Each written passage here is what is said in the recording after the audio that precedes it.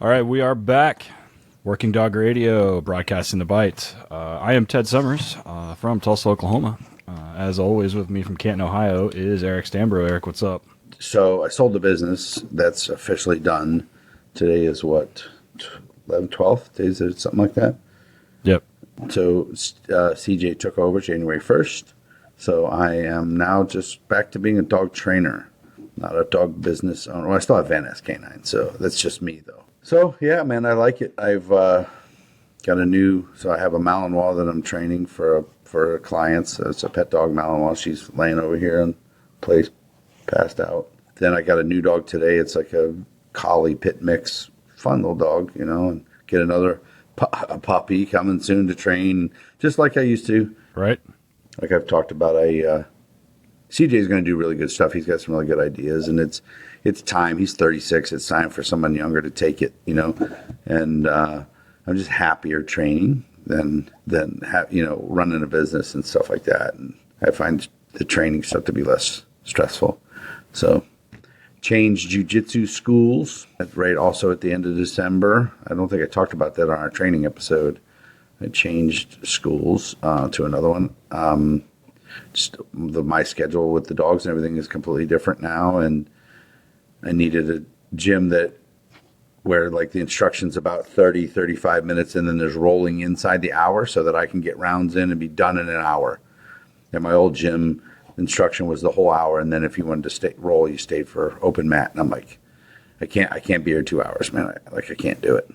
Yeah. I was there an hour and 10 minutes today. It's right down the street from the facility too, so I was like, I got to get back. I got to go. I got dogs. Got to rep them. Got to get them done. What's going on there in Oklahoma? It's hot over there. Why? Yeah, it's like 70 degrees. I don't know. It's fucking January, dude. That's bullshit. It is what it is. I'm not crying about it because normally this time of year, it's usually whatever we can do. And I got a big class in February, March, all dual-purpose dogs. So I'm kind of grateful that we've had the weather. We were out crushing hard surface tracks today with everybody, a van full of assholes, and the canine trainers out. Yeah, good. I mean that, and it's nice. You just got back from New York, huh? I was over there with NYPD's ESU Canine. This was a different class, so I do my. I saw that. Like, what was different about it? Because it was all new guys, right? Yes, all new dogs, all new guys. So normally my classes will maybe have somebody who has got a new dog, and they want loaded up on the e-collar. But these guys were all green handlers, and the class had just started, so they really hadn't done anything. So I still did the layering up of the e-collar the way I do it. I like to show people that you don't have to take weeks and weeks and weeks. It takes days to do that stuff to get a good baseline level, and then you just go over time get more advanced with it. So we had a good time. I made some change, did some things differently, focused a little bit more on the grips and the bite work instead of the out, the verbal out. But I just showed them how my system works and how to do it. And I said, now, with a couple dogs, I said, I wouldn't work on that with this dog for a while. Do this, real young dogs. And I said, then now you have the ability to teach it. And it was cool, man. I didn't get to really see much of New York.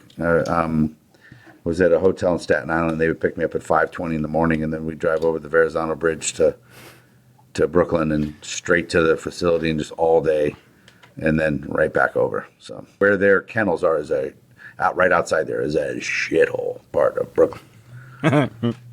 But it's crazy, It's just I don't have the same, it doesn't make sense to me. I was asking the guys driving around, I'm like, so that apartment right there where those people are, how much is that?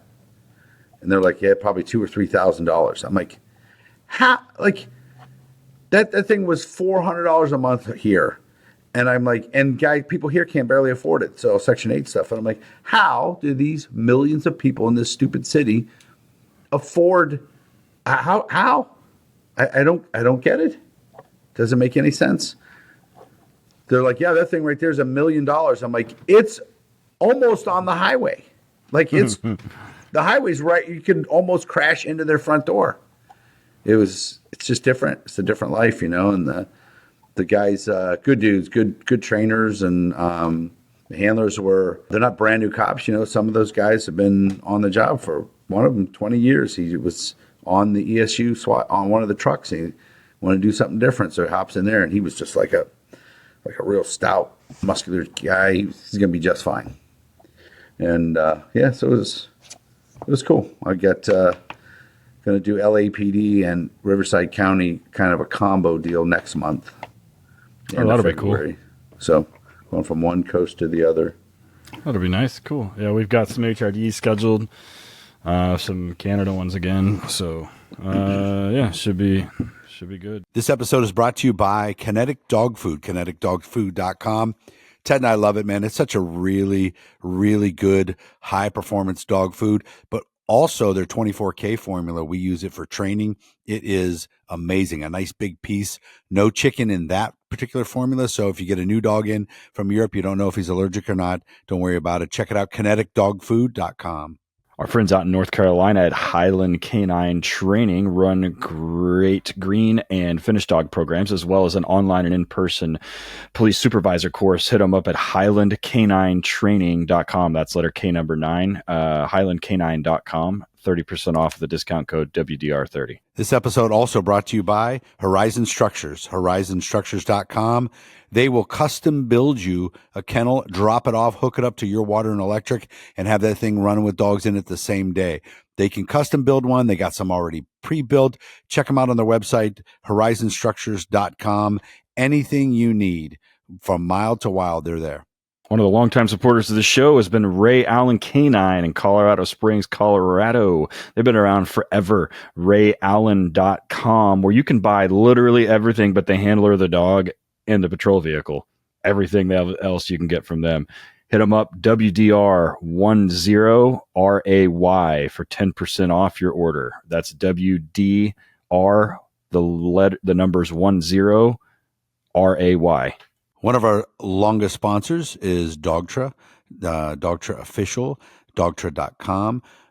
We love Dogtra. Their products are so good. Their e-collars, their ball poppers. Ted uses all kinds of different things at his place, from pet dog e-collars to working dog e-collars. He loves the hands-free 1900S. They've come out with some new models lately and an amazing new bark collar called the Smart Bark Collar. Check them out. Dogtra.com, WDR10 for 10% off a single item over $200.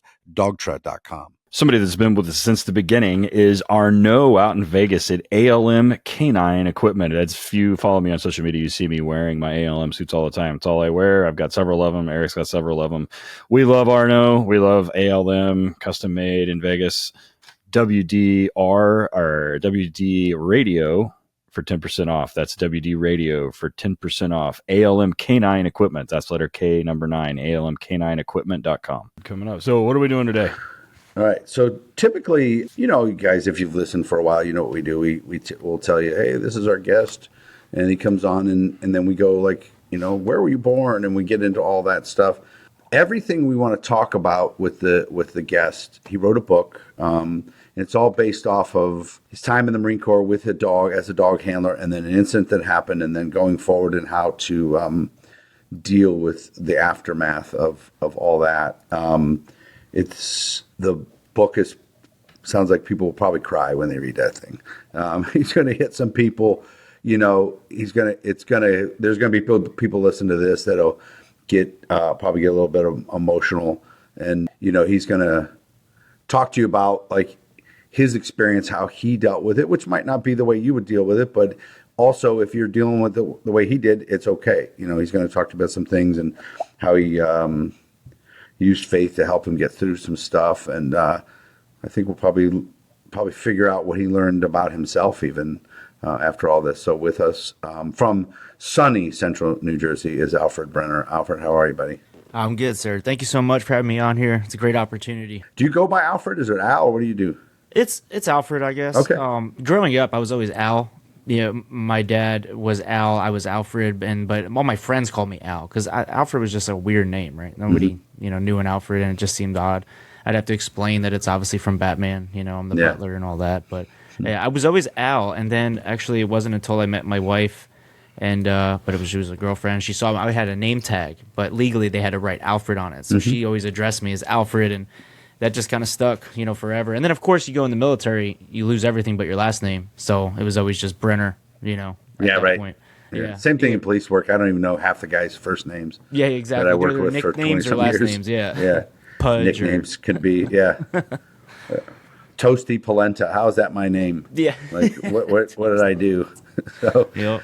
so did you always want to go in the Marine Corps? Or was that a family tradition thing, or? No, yeah, it wasn't actually. Didn't even want to do the military. It's not that I didn't want to do it; I just wasn't looking to do it.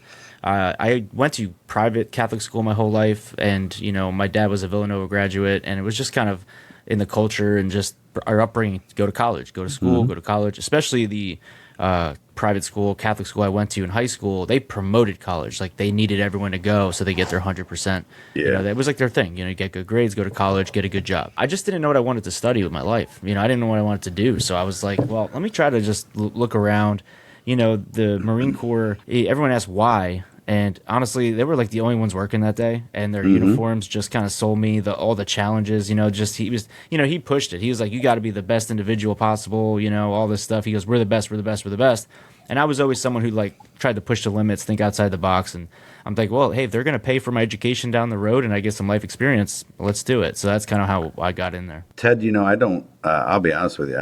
I don't know how some colleges are still making it, because that whole narrative of you must go to school now is kind of really. I mean, I have 2 undergraduate degrees and a master's degree. And when I graduated with my master's degree, I don't even remember how much my master's degree cost, because I was on a scholarship. I was on an athletic scholarship. But my undergraduate degree is from a school here. It's from University of Tulsa, and I think the current tuition there is like $58,000 a year, something ridiculous. It was more than twice what I was like, holy shit. It's no joke. It seems like it doubles every year. It's crazy. Yeah, and I was like, how the hell? And the thing that's always racked me is people can sign up for huge amounts of debt, but if you want to start a business, you got to beg, borrow, and right. It's crazy. Now back, because I'm 45, so it's the same thing. You go to school, you get a job, and whatever else. And I never intended to be doing what I'm doing now, but here I sit. But it is what it is. But if this generation now, my stepkids, if they don't want to go to college, they need to do something. But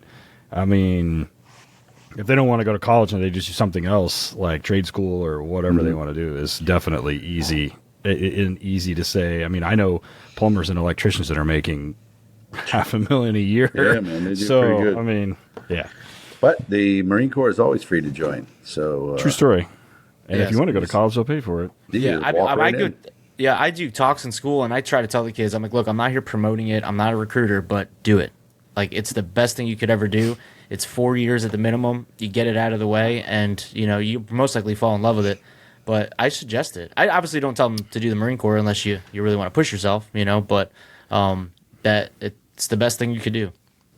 So when you're going in, you're at boot camp, and towards the end, where what it looked like your job was going to be at first? I was kind of, they give you the whole booklet, and he goes, if you score high enough, these are the jobs you can get. And my thought was I would only do the 4 years and get out. So I wanted to find a job that I can transfer my time, have everything kind of give me the experience.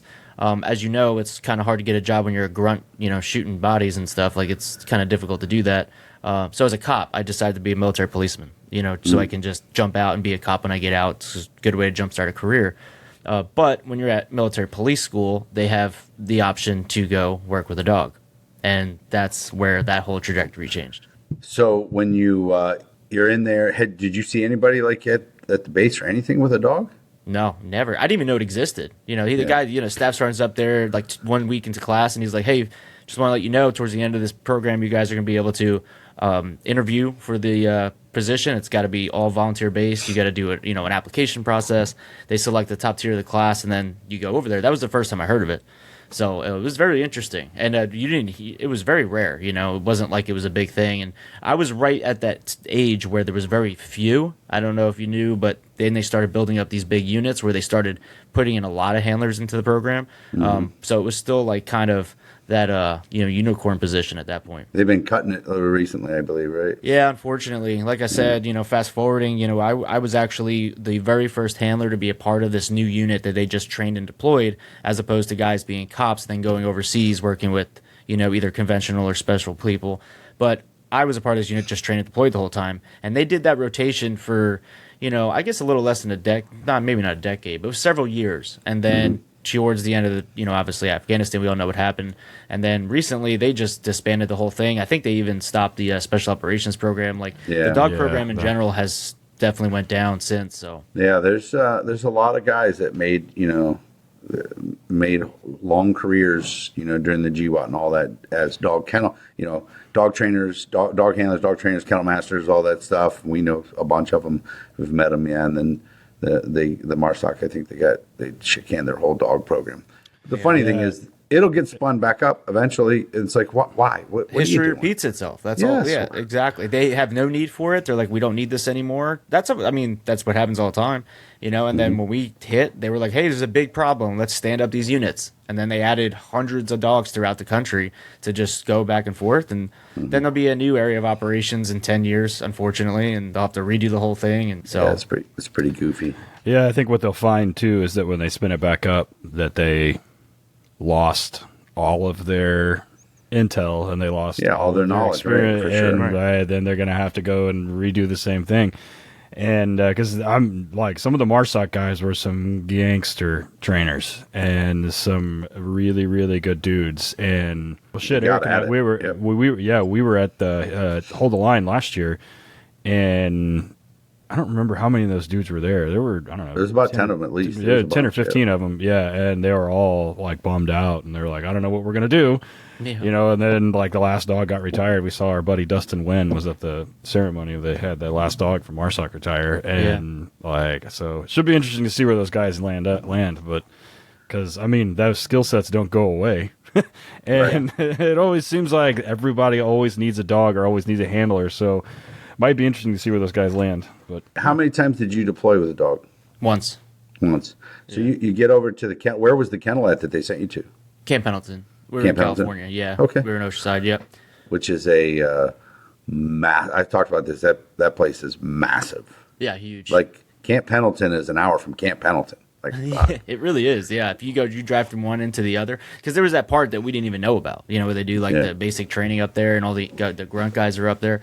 Yeah, it's absolutely huge. We were obviously very fortunate. When I first got there, I was in the beach side of the base. And then we got sent to the main side where the kennels was, and that's where we operated out of for a while. And then they recently just moved them out of there again. It's eerie. The kennels are still standing from what I understand, but it's just empty. It's sad. It's just growing weeds. And what was the original plan you thought to be like for them to have you just working a gate? That was like my thought. That was like when I went in, because when we were at canine school, again, this was back around that time where they developed the SSD program, and that just started coming up, and it was several years into that program. So when we were at school, they go, hey, who wants to stay here and do SSD? And at that point, I'm like, hey, I've already been like in the Marine Corps for a year, and I haven't been to the fleet. I've just been training the whole time. So I was like, and I really kind of want the experience of being a cop, just because that's what I signed up to do. So I opted not to do SSD. Some of my buddies stayed back. I went to Camp Pendleton. And as soon as I got there, they're like, hey, you have orders to this new unit. We have no idea what to do with you. Wait till it gets stand up. And then for the first 2 or 3 months, I just kind of volunteered at the kennels and, spraying shit and getting bit type of thing until everyone started coming in and we had a unit to work out of. And then, that's where it began. But yeah, that was kind of my thought. But then, like I said, it was just, you're just going to train and deploy. So at that point, you didn't even have a dog, right? No, yeah. You're just waiting to see what's up. Yep, nothing. They had, obviously, there was a group of guys and dogs there. People were coming back out of Iraq at that time. We had a small kennels. I would imagine it was probably like 24 at the most. There was just 2 buildings. There had another one being built. So they were just having hundreds of dogs come in after that. But initially, it was just us, and we just had the help, right? Like I said, we were in the bite suit for a while. So it was good, I think, because especially as a new handler, I didn't have any experience with dogs growing up. Like I just talked about it recently, but like I hated dogs growing up. I didn't want anything to do with them. I never had one. So this was something way outside the box. I was shaking when I got to, canine school, and then I had to learn everything start to finish. So for me, it was great because I didn't just get thrown on a dog. I was around them, working with them. You know, you learn the best by just being in a suit and helping other guys with theirs. So it kind of helped me out. I think you probably learn as much cleaning their kennels, moving them, feeding them, all that shit work that everybody forgets that's actually a huge part of it. Right. Yeah, exactly. How to avoid getting bit, that type of stuff. Because especially when you don't know the dog, like when you build a rapport with your own, it's a lot different than going into a dog that's staring at you weird and you're like, okay, well, how do I take him out? You know what I mean? So. Yeah, this looks weird. His bowl is smashed into a million pieces and bent, and I got to go here and get this dog out of here. You're like, oh, great. Now, were they getting gangsters back then? What kind of dogs were they getting? Well, like we had some. My dog was from Germany, so we were still getting dogs all over the world. We have obviously the breeding program. A lot came from there. Initially, we also had some of the labs and some of the other off-leash dogs coming out of the SSD program, but I use the word gangster, and I would say the real ones came from overseas. When that first class came back from Israel, and they had like this one guy, he came back and he brought I think 10 dogs with him from Israel when he went, and those dogs were crazy. Those are the ones that we were so used to ours, and like everyone hated my dog because he was this black and tan shepherd with like these stoic eyeballs, and he was cool, but the way he stared at you, everyone hated him. He's like, he's gonna rip my arm off. But then you have these other dogs that literally would kill their own handler. They were almost impossible to handle, but they were monsters, working. But yeah, that's when we started seeing them. That's a tough, I talk about it all the time at my seminars. It's a tough life, getting bit or worried about getting bit by your own dog. Yeah. It happens in police work all the time, and it's not as dangerous. It's dangerous, of course, but like in the moment on a call, it's not as dangerous as in the middle of a firefight at war, yes, where right. your dog turns and now you have this whole fucking problem.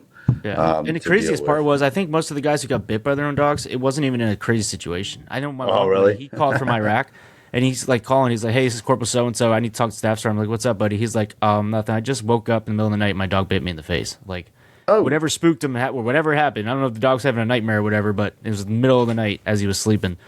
So it's a crazy situation. Now you mentioned like local guys are just local PD. Do you think that's mostly accidental? Like when they're like running around getting a bite and then the dog turns on them, like it's an accident? Nah, it's usually relationship problems. Oh, really? Yeah, it's usually relationship problems or like you've probably seen Bad it for like training.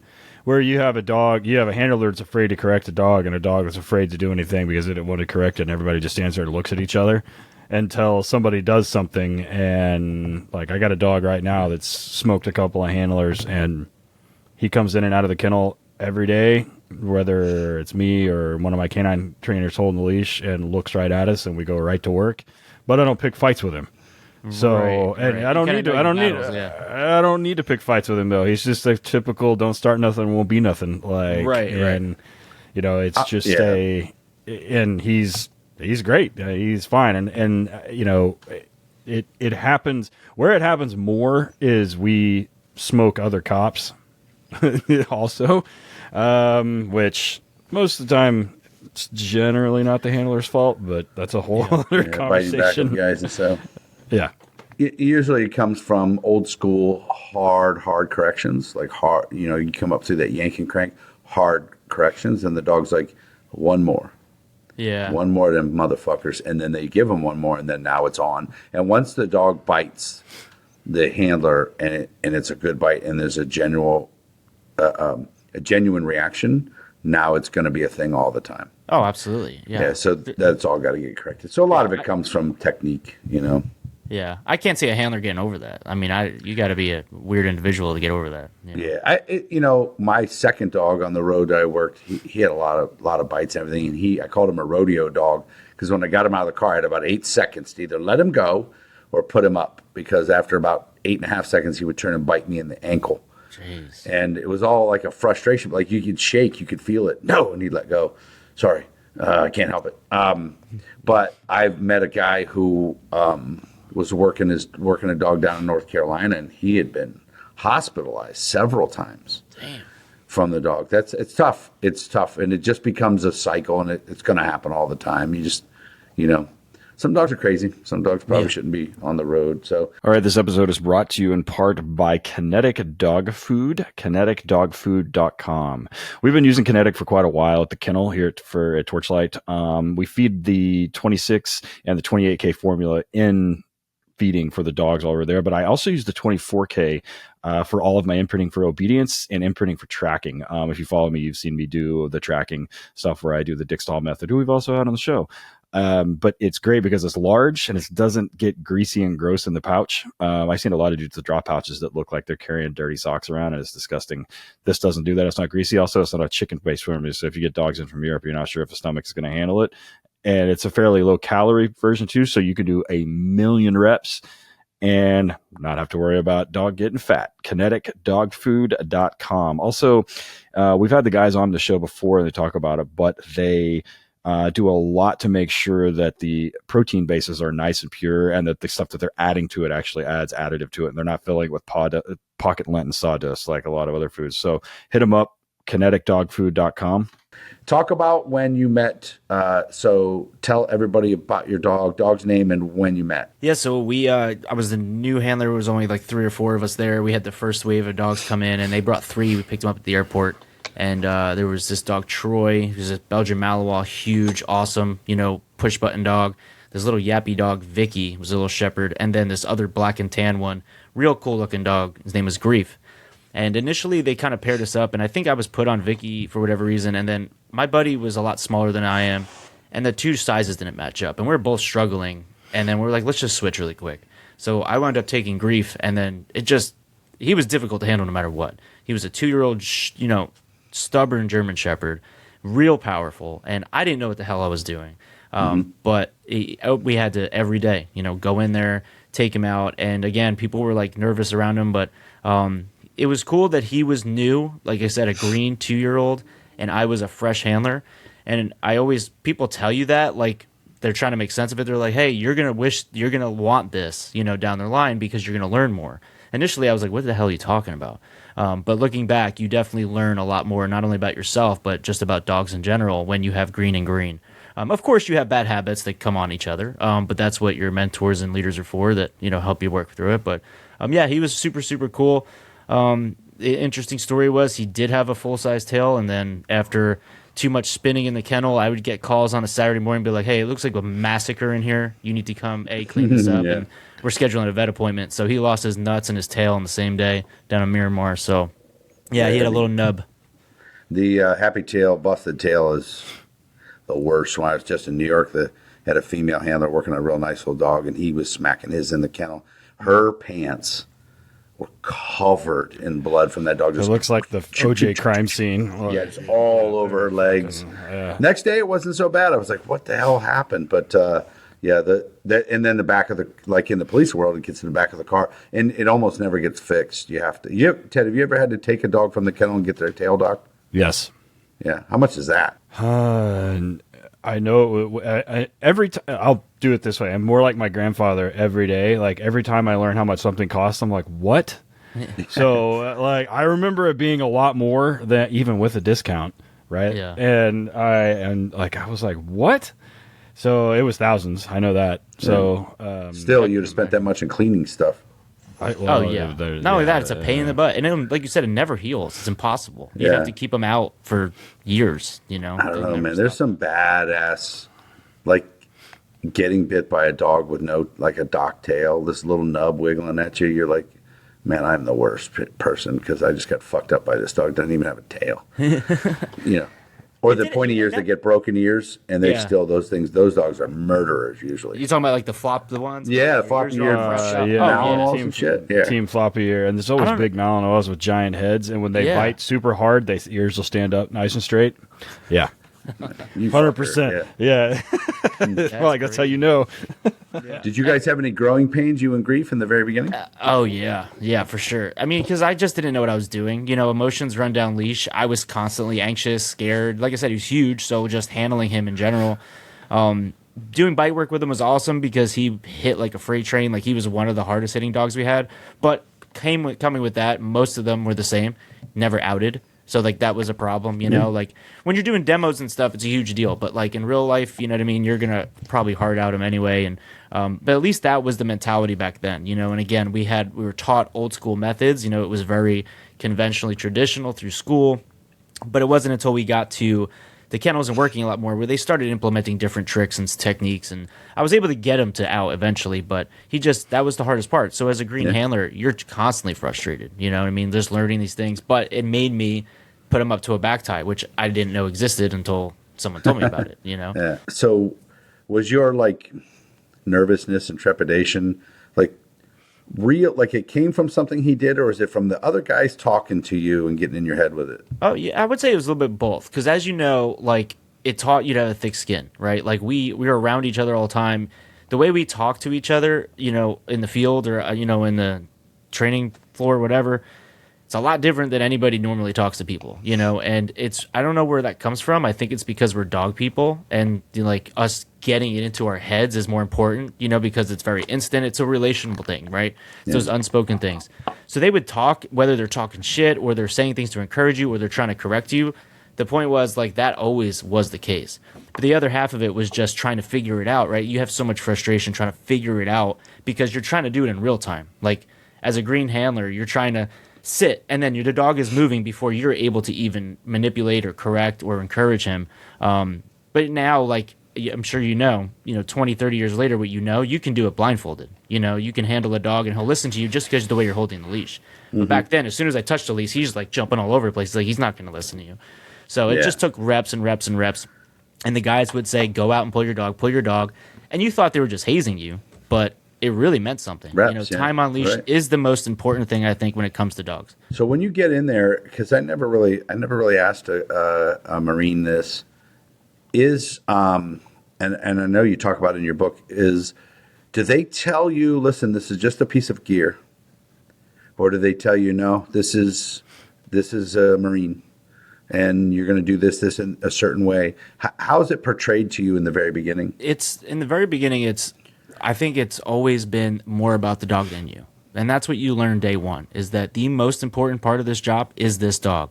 Like, you don't have a rank, you don't have you're not Marines. Like, that's why, and I don't know, it's not like they do it on purpose, but when we go to Air Force, the base in San Antonio, it's like they wipe it all out of you. Like, all this Marine macho stuff, like, get rid of it, because that'll be the worst handler ever, right? You have to get your ego out of it, take your pride out of it. Because the whole time, the first 6 months, you're taught to, like, be this superhero, go kick indoors. And then you kind of have to break yourself down. All of those guys, Navy, Air Force, Marines, Army, are standing in line, and we are the same human being handling a dog that's more important than ourselves. And that's what we've learned day one, is that unselfishness. So I think they definitely 100% beat it into you. Of course, we all get the question, like, what rank is your dog? He's more important than you. Obviously that's a myth, but it's kind of the concept of where it developed from, is that they are more important than us. They outrank us. They are the most valuable asset, in the field and in just working in general. Yeah, dude, you're probably the same, Ted, as I got a ton of guys. We call them by their dog's name. Oh, like, I know your name is Mike, but today your name is Grief. I don't even, what I mean? I do that all the time. Alicia says it all the time. She's like, I may not remember everybody's name, but I remember the dog's name. Right. So, yeah. Because, that's the thing. They are a line item, in a budget. And somewhere, somebody is looking at them as equipment. But you as the handler, listen, we're getting through this together, me and you. Right. Yes. And it's hard not to, when that dog starts engaging with you, and then you say, or whatever, your heel or whatever it is, and he looks up at you and makes eye contact with you. You're like, fuck, dude. Yeah. Like, I know that is pressure too. Absolutely. The one thing that I have a really good friend that was a Marine that wasn't a handler, but he interacted with those guys a lot. And it was interesting when he tells the stories about having to work with those guys, both with the Marine side and some other JSOC dudes. And he's like, the commitment to those handlers advocating for the dog was interesting to watch. And he goes, you didn't really see that much advocating for your position rather than just overall like team cohesion rather than the dogs. And as far as like it goes in the law enforcement side, the one thing that a lot of people don't understand, I in the military they understand this, but in the law enforcement, like handlers generally don't own their dogs. Right. The dogs are owned by the police departments or the sheriff's departments or whatever agency bought them. And like when the handler retires, gets fired, quits, whatever, like he doesn't get to keep the dog generally. And as much as it sucks, the other thing, and I see this, man, monthly, I'll see or hear or get a text or whatever. In law enforcement, you cannot use lethal force to protect the dog. Like you just can't.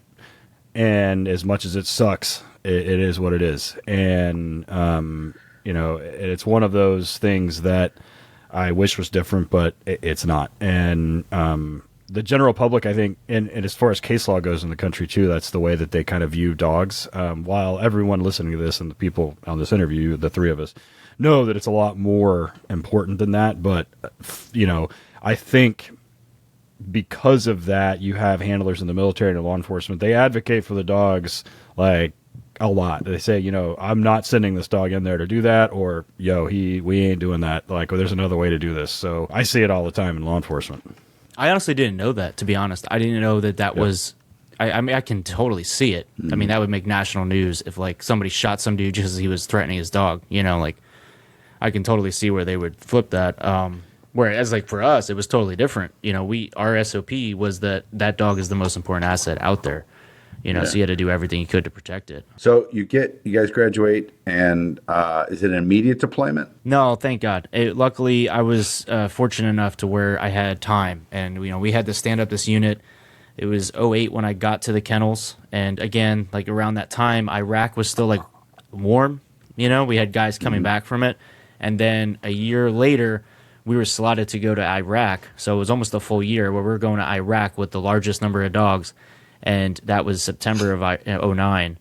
But then we get to work on a Tuesday, and they tell us first thing in the morning, hey, we're canceling this trip. We're only sending 4. All of you are going to Afghanistan in 6 months.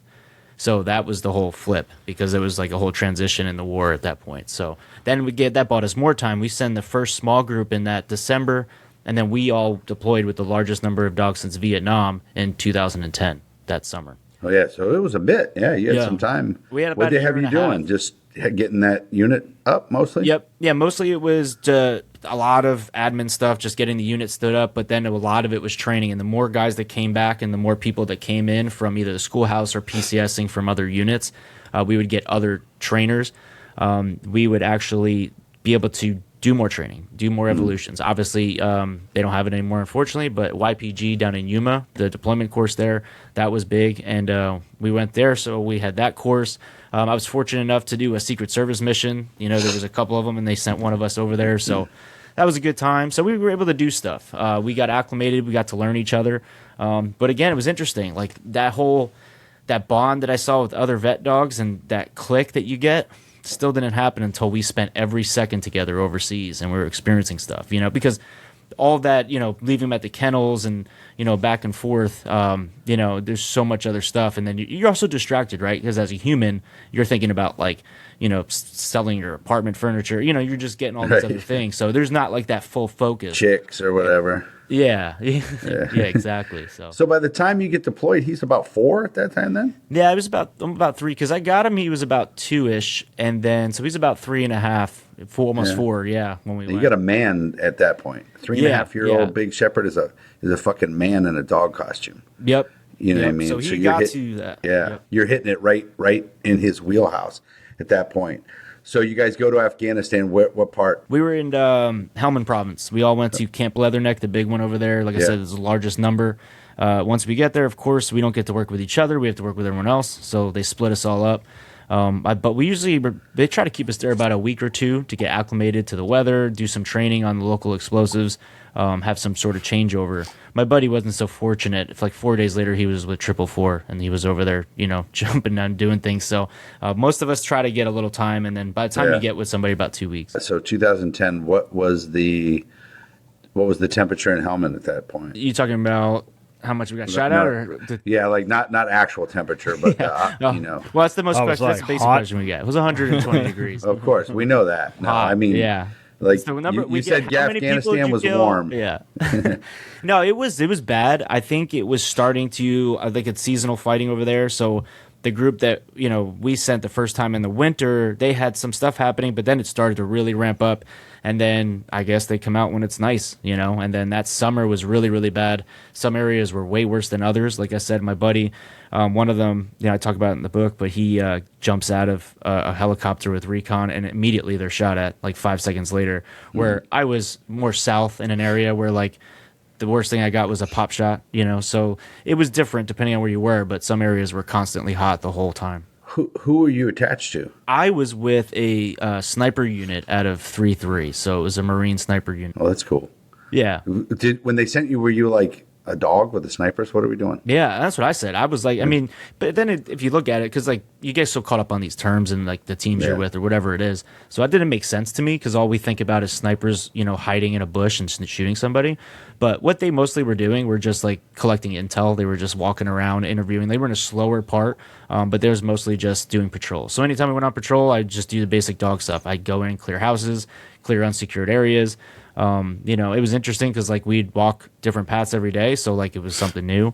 But yeah, it was kind of slow for the most part, and then it wasn't until right before I left where it started getting a little hotter. So when I took a little leave of absence from my police job and I went and trained dogs for Navy SEALs out in California, and talking to the guys that were handlers, everybody and team guys I've talked to afterwards, it all seems to go the same way. You deploy, you're out there, right? The dog's in the crate. He's in the crate, work, play, work, what a crate.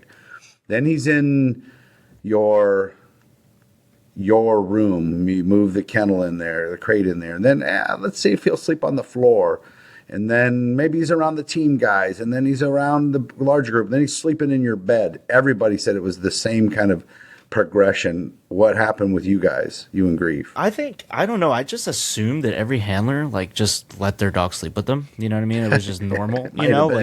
Yeah. So I just tried it.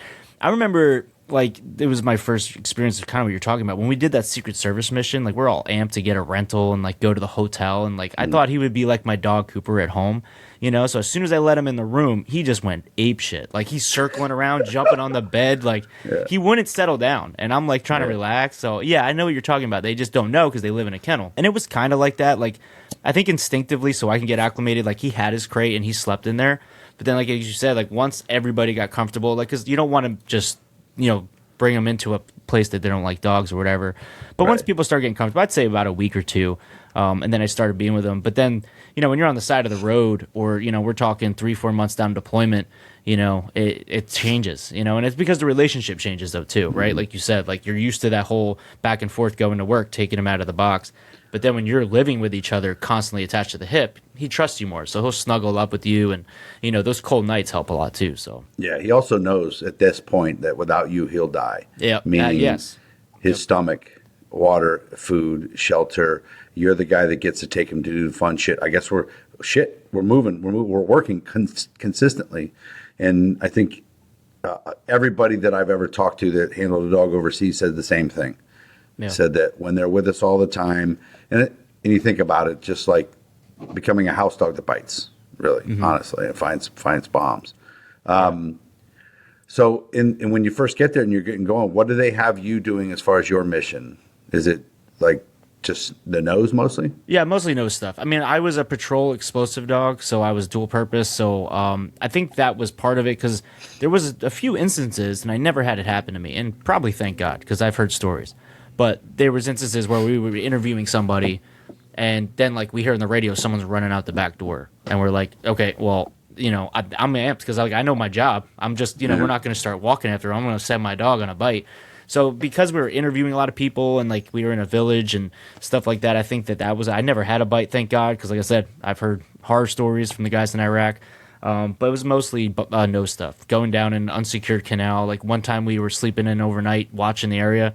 I'd send him in, obviously, and doing buildings mostly, and as much as we could do, Was your transpo mostly vehicles, or was there any helicopter work for you? No, not there. When I was with them, it was all vehicles. We had right outside of our base, it was like a main strip that crossed in between two provinces. So if we went out and walked all day, or if we didn't, whatever the case was, every day there was like VCP set up. So I would just search vehicles, coming through, which that was a pain in the butt over there. Like I said, there was one time, and like I said, I talk about it, but there was a car. It was literally like a hatchback sedan, and there must have been 15 people in that thing. And it just didn't make any sense. But like they opened them up, we're like, get out of the car, and you have to go through the whole thing, right? But eventually, when the muzzle's in their face, they get out.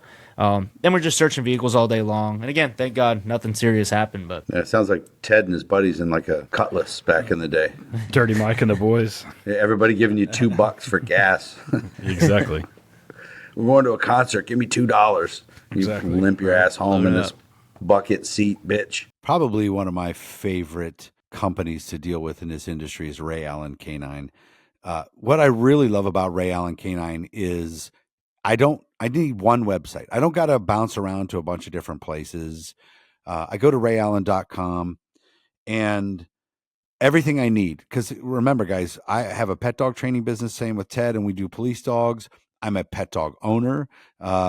Anything I need dog related. It's not just working dogs stuff. It's dog stuff. Anything I need, Ray Allen has. Rayallen.com has everything you need, from leashes, harnesses, bowls, anything you could possibly do. And here's the cool thing. They're always innovating some really cool stuff. If you follow them on their social media, you'll see Matt on there demoing a bunch of cool stuff they have. They're out in Colorado, got an amazing facility out there. One stop shop, nowhere else to go and look. Rayallen.com. Use the discount code WDR10 RAY for 10% off. WDR10 RAY for 10% off at rayallen.com. Let's talk about the day that everything turned sideways. What date? What were you doing? it was October 24th in 2010. And at this point, we're actually with the Army. So it was at the point in the deployment that it was hot everywhere, but it was getting really bad in Kandahar, where the Army worked out of. And whether they just got pulled out or whatever, they didn't have any dogs over there. So they had to get it approved way up in somewhere in Washington, D.C. And then once it was, they sent most of us over to work with the Army. And that was way different than what I've experienced the whole deployment. Like I said, I was very blessed. It escalated the whole time, like pop shots to seeing this to going through that. But when I was with the Army, it was like IEDs. As soon as we got to the TOC and we met them and I was giving our limits and capabilities, an IED goes off, like right on a monitor, behind us. So that whole area was crazy. But yeah, it was October 24th. It was the last day I spent in Afghanistan. Just like any normal day, called my wife, said, hey, can't talk for about a week or two. We're going on this very long mission. And, the idea was to basically clear out this whole entire area. It was a giant force. There was a Marine tanker unit there. There was the Afghan guys there, the Army guys. It was huge. And we found IEDs. There was 3 of them they've already found, whether it was the tank people or the mine detectors or someone rolled up and over. We're hearing them on the radio. They did controlled deaths the whole time.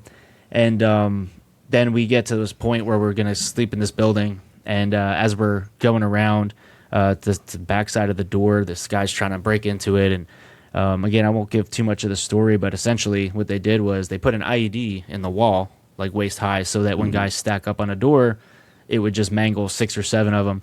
And as I came by the last time, I see white, and it felt like I was flipping through the air. And then, so I thought I was dead. I'm like, that's it. I know what IEDs do to people. I felt like I was flying. So I'm like, I have no arms, no legs. I felt like I was flying up to heaven or something. And then the flipping stopped. And then the high pitch in my ears went away. And then I started to hear voices. And then I started to hear people start screaming, like, who's down? Who's hit? And then I start to feel them, yanking my boots off and yanking my arms around. And so I'm thinking to myself, I'm like, okay, well, obviously I have arms and legs, so that's good. And then they start patching me up. Then one dude's joking with me, he's like, hey, dude, you're going to be fine. And, I'm like, come on, man. Have you seen any military movie ever? Like, that's what they say to everybody before they're going to die. Looking good. Yeah, you're fine, bro. So, I mean, ultimately I was. And they were there patching me up. I was right next to the medic for our unit, who was like the personal medic of the CO. So he's like the best of the best. He patched me up. And then they wound up making a call in to get the helicopter in and get me out of there. So they called in a 9 line. They said there was 1 wounded, 1 killed. And then I'm like, well, somebody else was obviously injured in that blast. I mean, I wonder who died. But I started to hear everybody talking. Like, I heard everybody's voice. But the one thing I didn't hear anybody say was, like, go help Grief, or, like, Grief, come, because they knew our commands. So at that point, I knew that he was the one that was killed in the explosion. So you talk about you being pretty fine. I've seen a couple times you put your arm up into the camera. Mm-hmm. You have some injury there you can show in the camera there. Yeah, I just it blew my arm in half, and my hand was a little messed up, and then this arm just lost part of the only finger you don't need is the pinky. So my arms were mangled. Except for your Ted and drinking. Yeah, that's all it is. It's all it is, and I can't promise anybody anything either. So right. Pinky promise. Yeah. So yeah, I lost. Very minimal in my opinion, but my arms were hit pretty bad. My legs got it pretty good, just burns and shrapnel wounds. My left leg, I had a chunk missing out of the thigh, but it's mostly like above the knee, and that's why we think based off of everything, it was waist high, and then the way that radius went out, and it was probably a small amount that went off, just based off of what we know. It was just enough to probably mangle people, and then I was right on top of it, so it just hit me pretty good. And I got rocked in the head a little bit, and that's what that flipping felt like. I thought I was flying through the air 100 feet, but I probably knocked over 5, Oh, but, really? Yeah, the blast just racked me so good in the head. Not actually flipping. That's crazy. Yeah, because I mean, they got to me pretty fast if that was the case. Yeah. Plus, if I flew that far, I would have lost all my arms and legs. That's what it felt like. So, did your plate carrier eat a lot of it? yeah, it did. I mean, I think it was sideways. So I was actually walking back to hand another guy's weapon. I think because my hand was up, it blew part of my left arm off. My right arm was right next to it, so it got a big chunk. But my plate helped a lot. I remember the doctors telling me, because I had just some burns and shrapnel wounds on my face. But they were like, thank God you were wearing your glasses or your eye pro. And I'm like, actually, I took it off like 20 minutes beforehand because it was getting dark. It was like 5:24. So I wasn't wearing any eye protection. So it's an absolute miracle that my eyes are okay. It was actually 3 weeks into the hospital where my wife is looking down in my eyes and she's like, I can see, like, it looks like particles all in your eyes, like dust. And she notices it. And then when they did scans, there's just so many particles, like thousands of them in my eyes. So it's an absolute miracle that I can see. Yeah, that's perfect crazy. Vision. Yeah. So here's the thing: you're laying there, you figure out that Grief is dead, Yeah.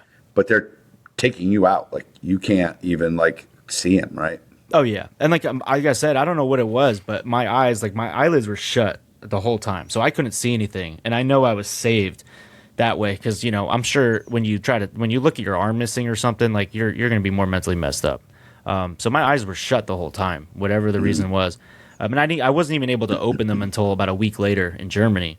And then, so I didn't see anything. And I did, like I said, I knew in my head because they, like I told you, they, 1 killed. I didn't hear anybody addressing Grief's issues. So I knew then, but obviously it doesn't affect you, right? Like you're kind of like numb to not dying and you're waiting for a helicopter ride out of there. So it honestly wasn't until about 2 weeks or so later when I started crying about it. Because that's when it actually hits you, when things catch up. So we've had several people on here that have lost dogs or been in all kinds of things. Everybody's experience, is a little bit different. I do think probably the hardest part is that downtime when you get to that part. Like you're talking a couple weeks later, your life is like whatever. Did everybody spare you the details? Like they purposely didn't tell you how far away, anything like that? Yeah, it's interesting you brought that up because maybe it's just because you're a dog guy. But my staff sergeant, our kennel master, he went there. He flew in there. He actually got him off the ground. I think I asked him when I was in Launchstool, when I was in Ramstein, I was in the hospital. We were talking, and I asked him. He didn't talk about it one bit. Nope. Brought it up again on the phone when I called him in the hospital, and I asked him again. He won't talk. Nobody will talk about it. I think they're just, like you said, sparing the details. He just said it was pretty bad. Just know that he was there. That whole thing. So yeah, and more than likely instantaneous. So yeah. We knew it was bad enough to where they can't talk about it. So I guess it was pretty traumatic. But they got him up as much as they could, and It's amazing, and you brought it up earlier, interestingly, but they flew back a whole other helicopter to go pick him up, just like it was any other Marine on the ground. You know, it's they treated him like it was any other body there. So The sad thing is, there's some pencil pusher that's like, it's just the dog. Why would you waste go back? It's resources, like, yeah. It's like you risk lives.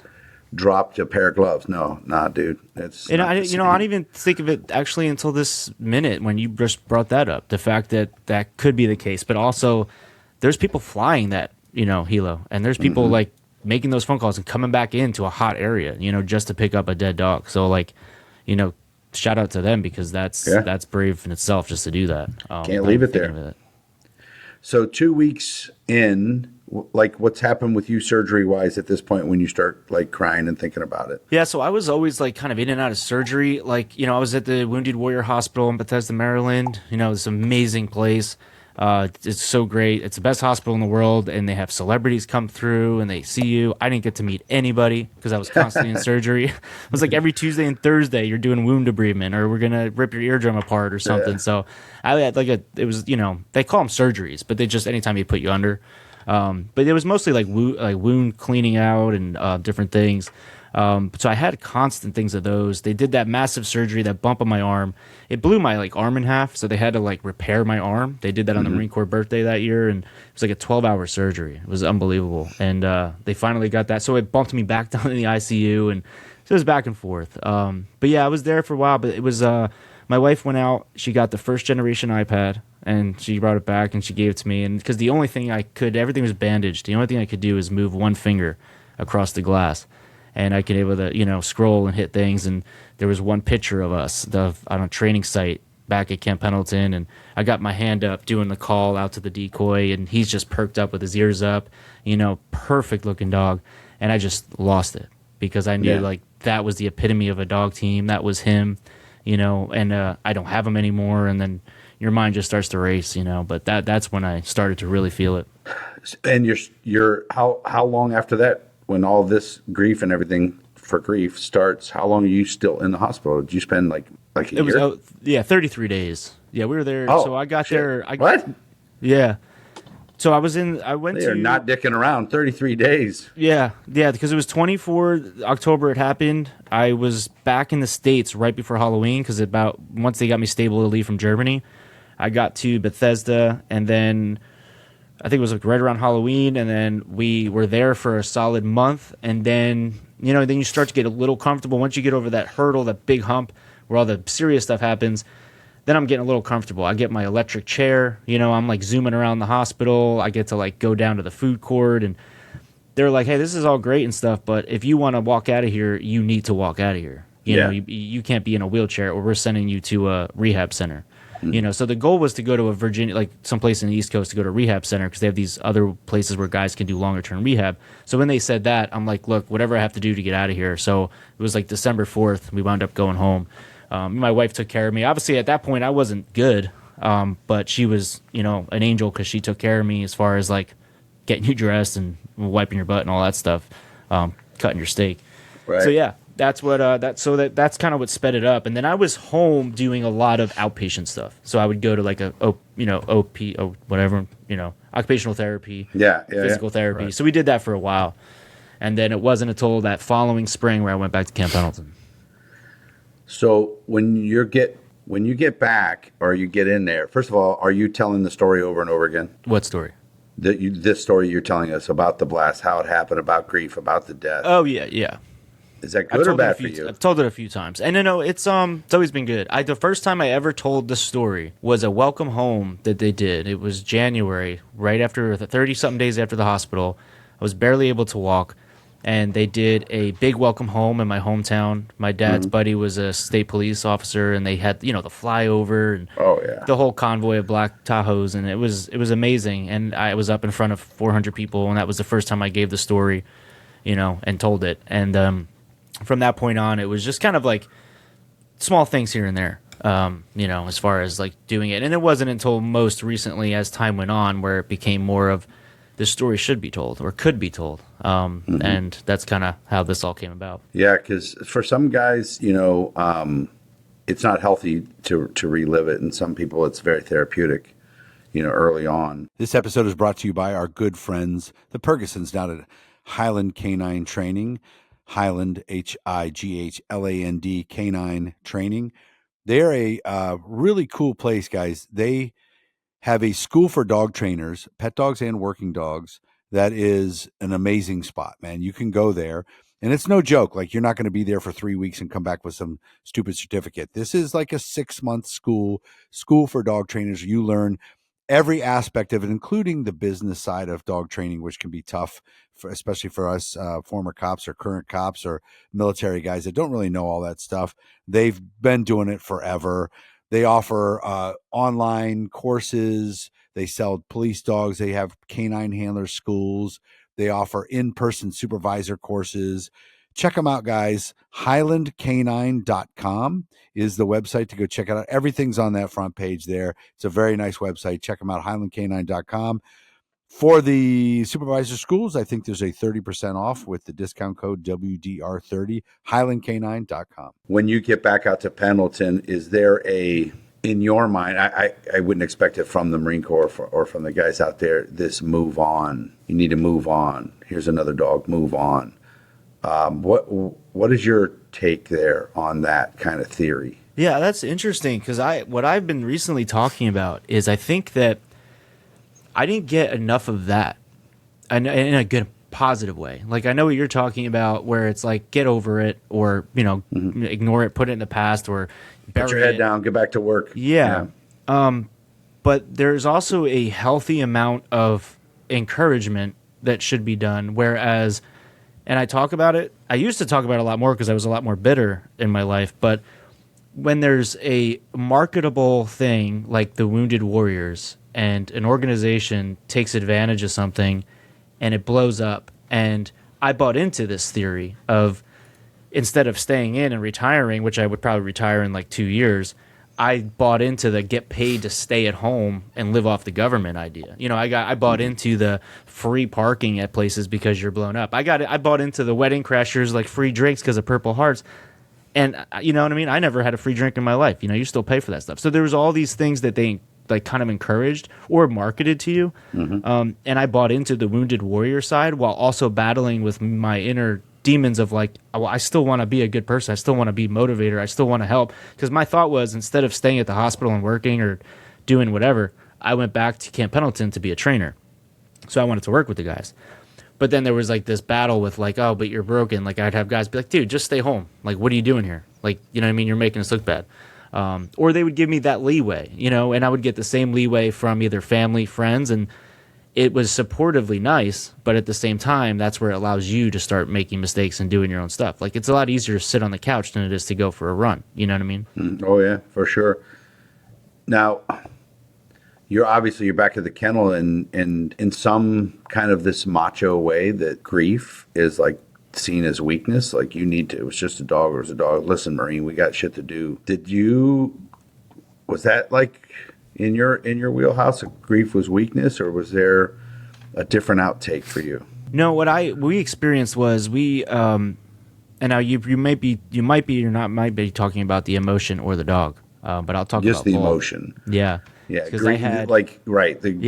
The grieving is somehow weakness. Yes, because when we went there, we all experienced the first loss, a handler in Afghanistan. Our buddy was killed he had 3 IEDs, was severely injured, and he lost his life August 7th. That was Corporal Max Donahue, and that memorial itself killed us. You know what I mean? It hit us so hard, and at that point, even too, we were very supportive. We had very supportive leadership. We were like, look, we know how this could affect you. Take all the time you need. And all that time was literally like us saying, let's get back out there and let's finish what he, was doing. We wanted to continue to work and handle because of what happened with Max. And I think it was that fire that was lit in us that kind of carried on through the legacy. So when we came back, the grieving part was almost more of like a fire to keep going, to keep working, to keep these handlers' legacies alive. So it's okay to like talk about it, and it's okay to cry even when it happens. But that's just a show of strength. Like, we all pretty much emulated, at least I adopted the fact that this is a sign of strength. I talk about that grief is literally just like this piece that's missing in your life. It's this hole, and you start to feel sorry for different things, but ultimately you can feel good about the fact that it hurts so bad because that's how much you love that person. That's how much that person affected your life. And this is what you could do to continue to honor them. So even though it might feel bad, it's like when we work out, right? It sucks. But in the end, you feel great. So I talk about grief just being like an emotional workout. You know, you kind of got to get pushed through it, eat those tears, and then in the end, it just feels so much better. So when you're, you're back in, there's a trainer and you're, you have these guys and you have this, you're trying to remember them and you're trying to like live for their legacy and everything. Does that become like a kind of a purpose for you, or did your purpose like, listen, I gotta make sure guys survive this stuff. So my purpose is to get them the dogs. Was that a thing? And then did that help you? If that was? Absolutely. Yeah, it definitely did. Because I wanted to help in any capacity I could. I couldn't handle a dog anymore. Like I wasn't that guy grabbing the dog and be like, let me show you how to do this. I just couldn't handle. All I could do was talk and walk and come up with ideas. So what I did was, and we actually developed a little training package and we put it on for everybody, had classes, did this whole thing. And I started to I had this idea to make an IED lane to where they had to, instead of searching a road and coming up to an odor, I had them search a road. They came up to a giant hole of disturbed dirt that I made. And I told them, you're doing a secondary blast search and I want you to search up. And then I threw hamburger meat all over it to make it look like body parts. And their dog was going absolute ape shit. And there wasn't even an odor there. And now they're losing their minds. The dog's falsing. They're getting upset. And I'm like, I want you to get upset here. Because when that happens over there, it's a totally different monster. So it was like more not playing on it, but really honing in on the emotional aspect of it. Because sometimes that's overlooked. Like when we do stuff with the dogs, it's kind of more science-based, or it's more like, hey, change of behavior, all this stuff. But we kind of overlook how it affects the humans and how we're reacting in real time. Because we may not have experienced it. I happened to experience a secondary blast where I almost lost it because there's body parts all over the ground, which also includes explosive odor if the body's been blown up. So talk about an impossible search. And between me and the dog, it was just like almost impossible to do. And I wanted to kind of emulate that. So we tried to just put him in a situation, and everyone does it now, but even like bite suits, bite work stuff, it was like you're covered in a sheet. Because everyone over there is covered in sheets. You know what I mean? So, like, we didn't just wear a hoodie. We were wearing what they were wearing overseas. So we try to emulate real-world possibilities as much as possible, just to get their blood up, because it's better to do it here than over there. So, after the blast, obviously, the IED was physically pretty rough. I mean, you can only count to, like, 9 now. So, I mean, there's that. Right? And, you said you didn't really, like... you talked to your sergeant a couple of times and he's like, I'm not going to tell you. And, they dodge a question, whatever else. So once the reality set in that obviously what's happened, did you start replaying things in your head and try to figure out a way that it could have gone differently?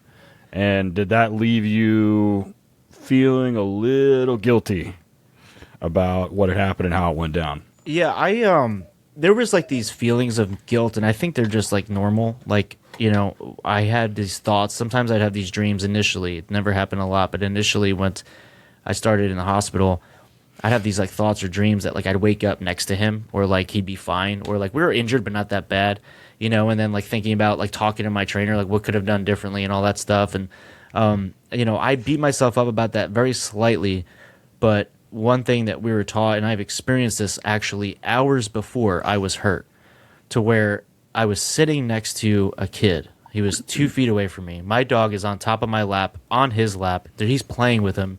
He's petting him, and he's telling me a story about his dog back home. And then 30 seconds later, we get up, and he's killed by the IED. So we were literally sitting on one. And once they got him out of there, the staff sergeant came up to me and he goes, "Hey man, why didn't your dog respond like on that odor?" And then at this point I'm completely fried. We were just blown up by an IED. Grief is done. He was literally crawling on top of this kid's lap and he was on top of one. There's a million different answers I probably could have given him. The ones that we're taught to answer, the political answer.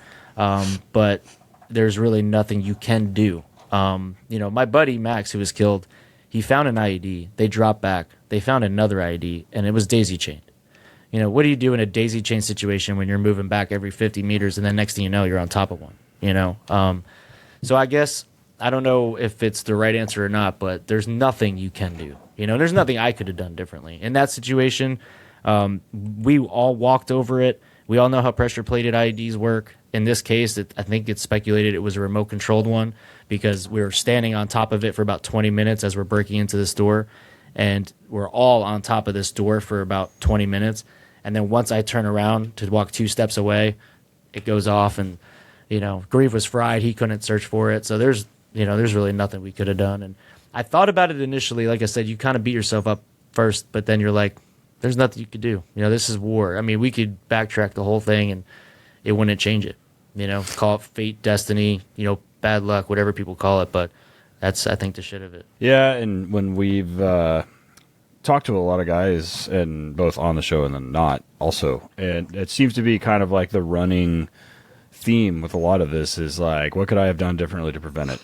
And the guys that I've talked to that I know, like personally, that I interact with almost every day, they kind of get to a point where they say, I'm not really moving on. We're just kind of going forward.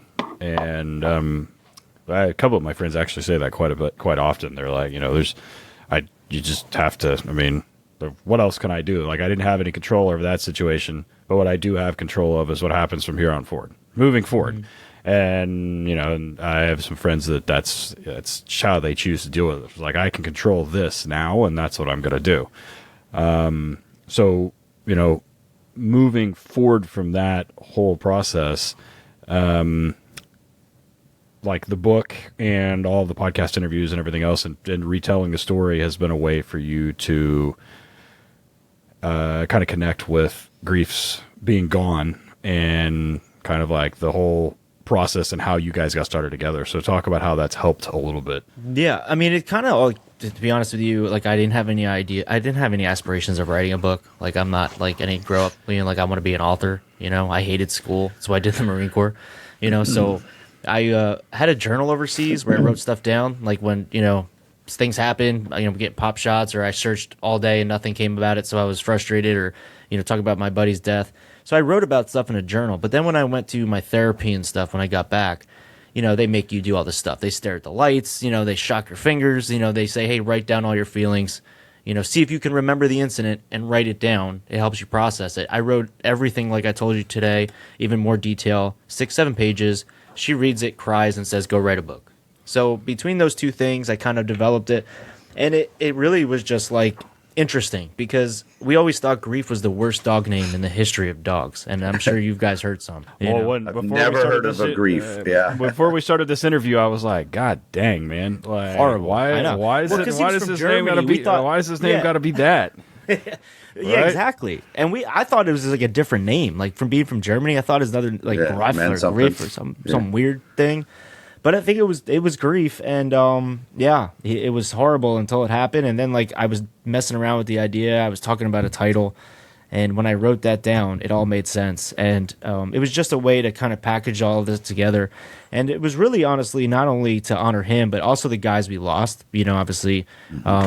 We always say that, like, you stop saying their name, they die for the second time. So I wanted to honor them. Their stories, like the kid I was sitting right next to, I wanted his story to be told.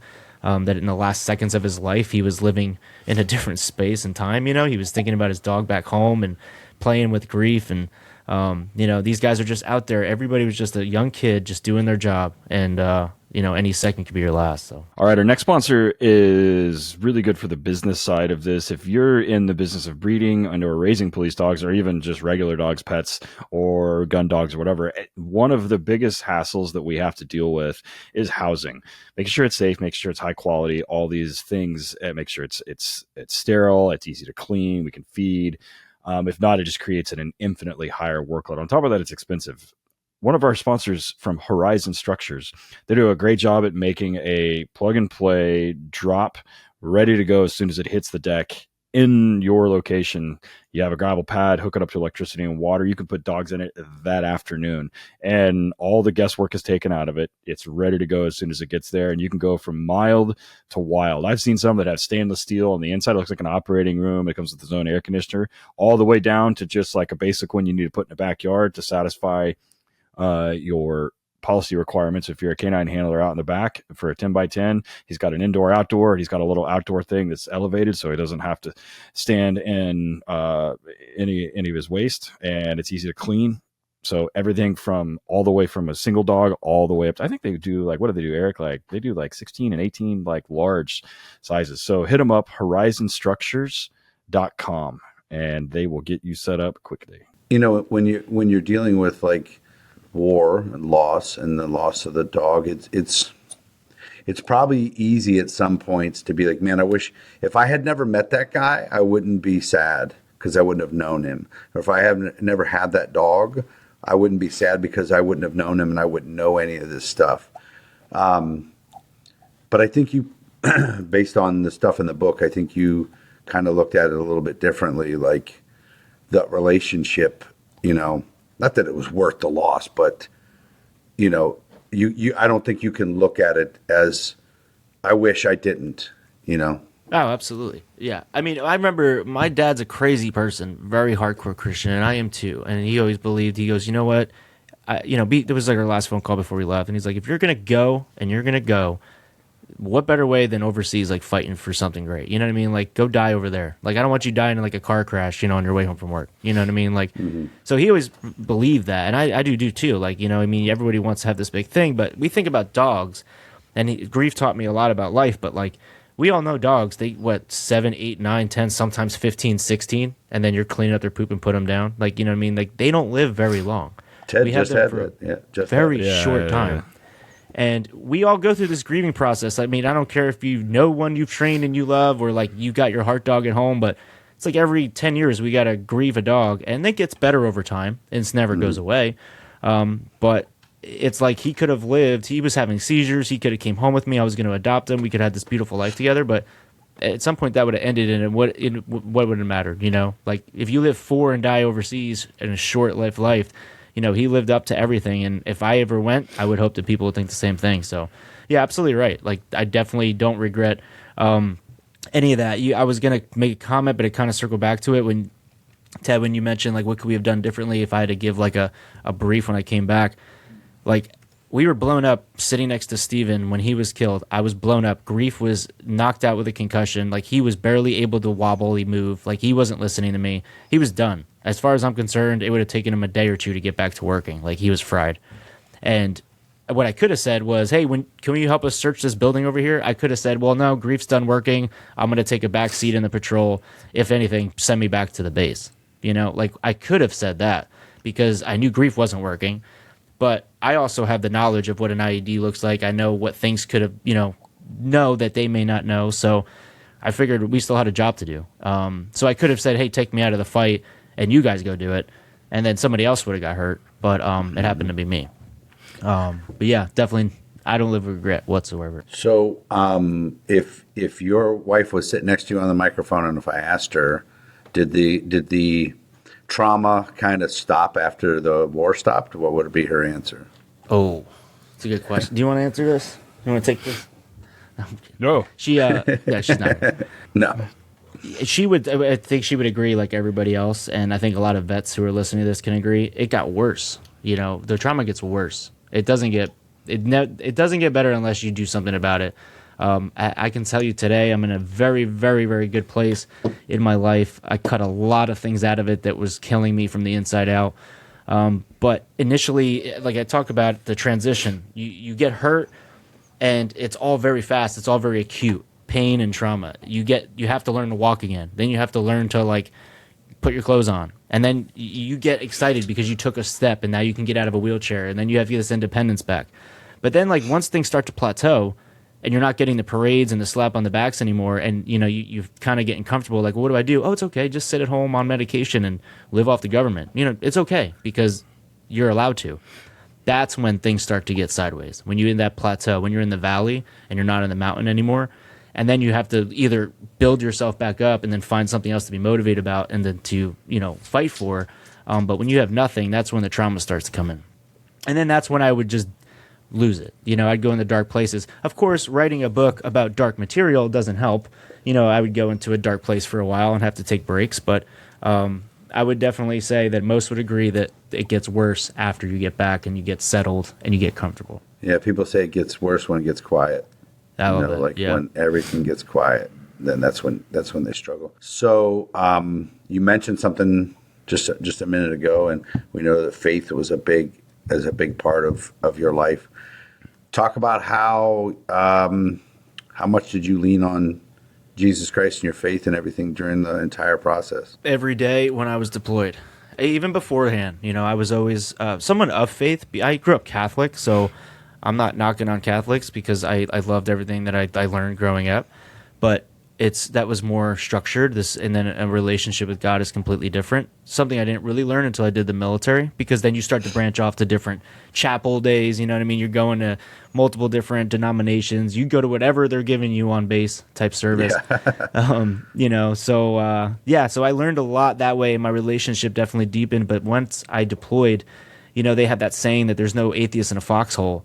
And it is true. I mean, someone believes in something, because if you don't, you're just out there, not giving a crap. But I every day, before every meal, every patrol, every time I laid my head down at night, I was talking to God. Everything we did, I surrounded it on that, because I knew that any second could have been my last. I knew it. And then once I started to lose people next to me, it became really real. And then I knew it at that point. It's like, look, if I go, I go. And I know where I'm going to go. Like when I got blown up, and I felt like I was flying to heaven. I mean, God was the first call I made. I was just like, hey, God, like, I'm welcome. I'm coming home. I love you. And I'm saying all this stuff. And like I said, then everyone starts talking. They're like, you're going to be fine, dude. I'm like, oh, my wife's going to kill me. Like, this is not good.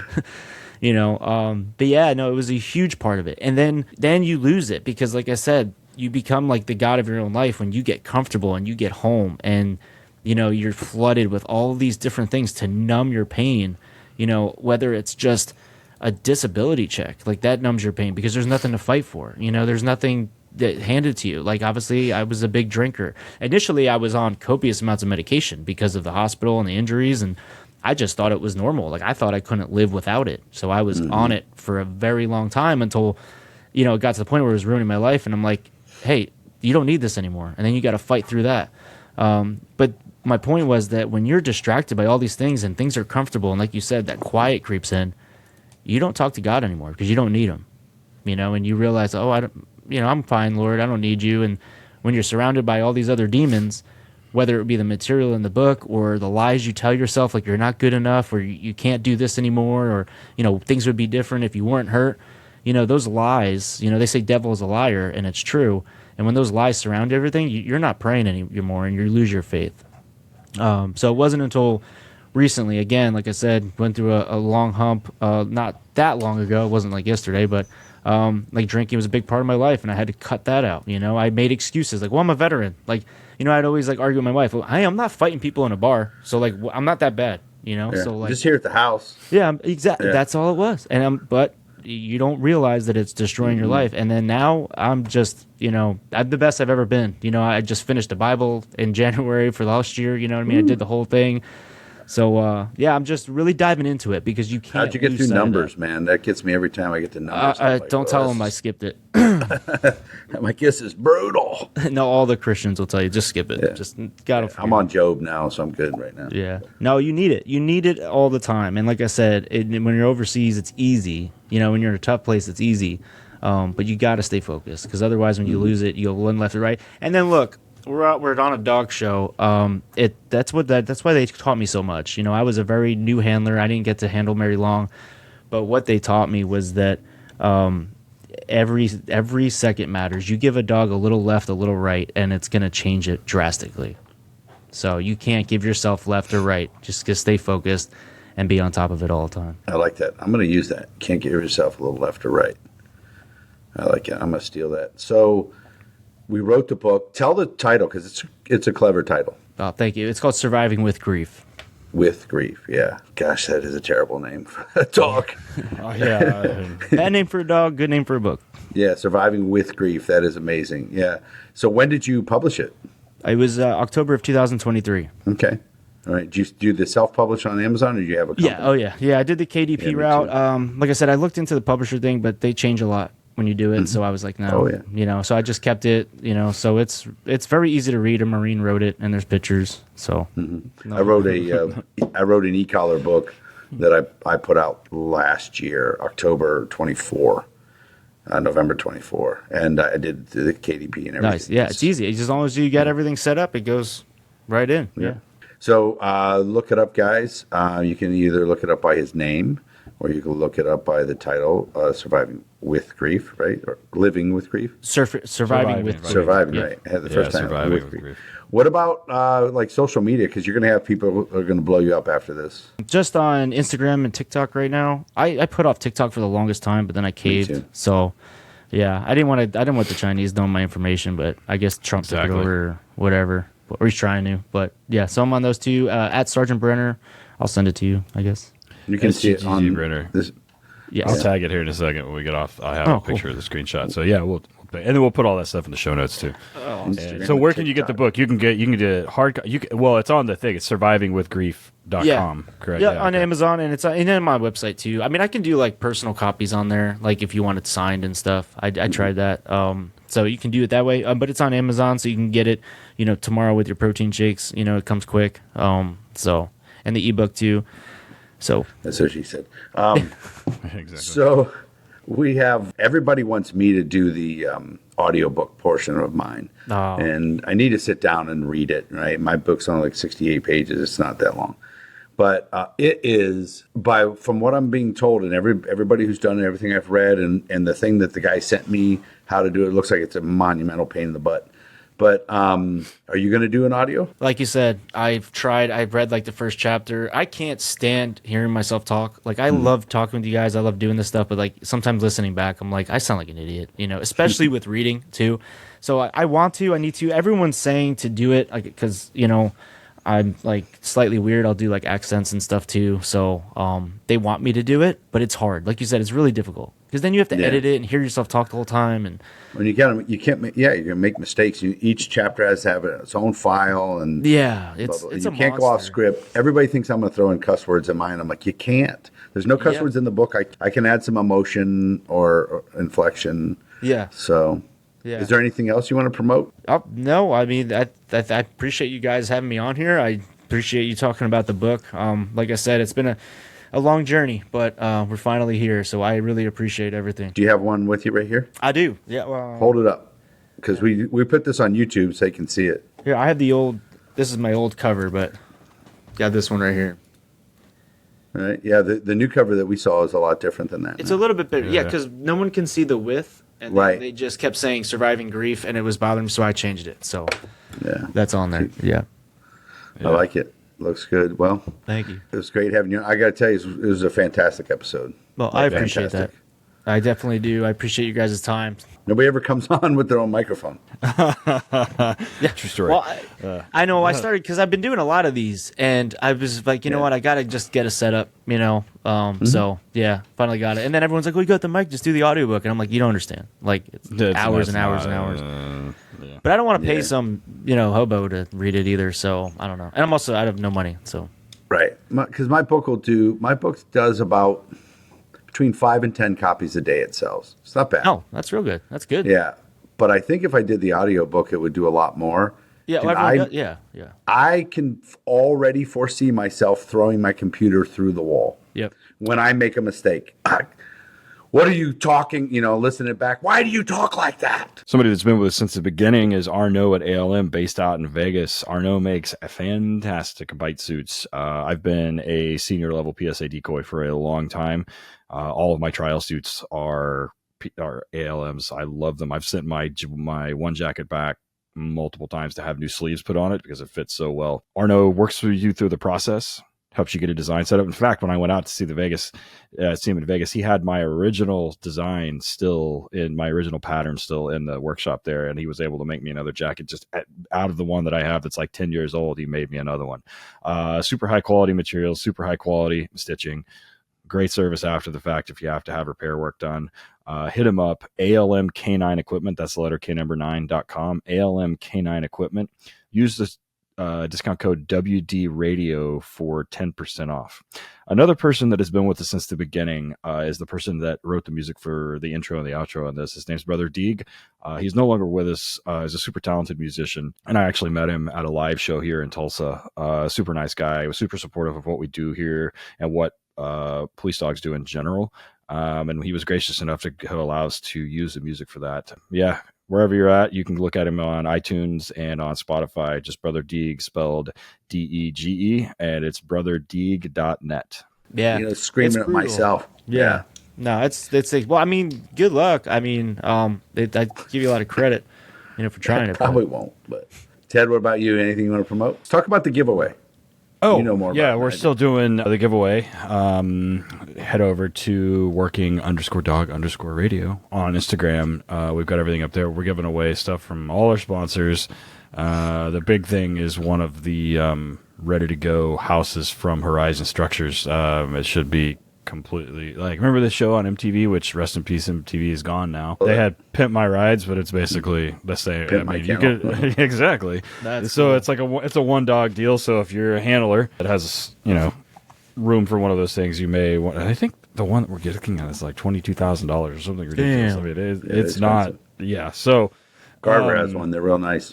Yeah, they are. They're super nice. One of my handlers has one up in Kansas, and they're super nice. His is not. I mean, shit, I'd live in that thing. I mean, it's like a cabin.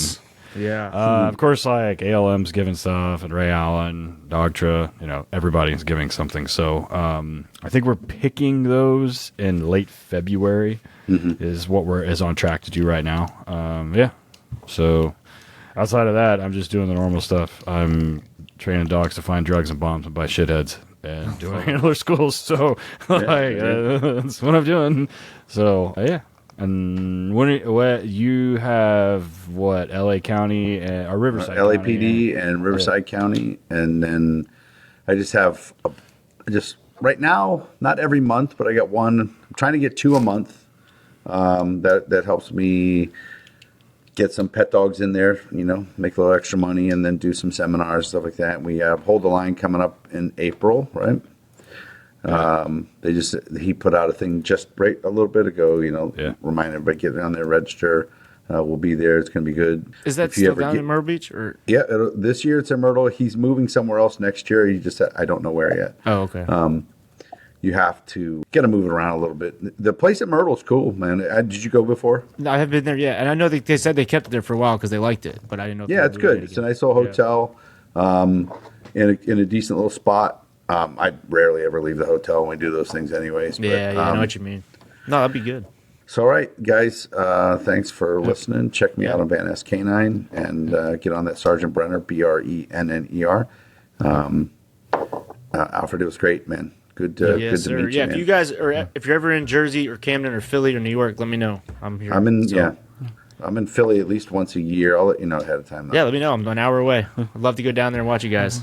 Awesome. Hell yeah, we'll be up there May, I think. So April or May is when I'm going to be up there. So yeah, absolutely. I always love getting out to training, whether it's just hanging out or telling guys. Well, you can get bit if you want. Ted will make sure of that. Yeah, I'll put you in a suit. I have enough. Mark. Yeah, no. Right on. All right, man.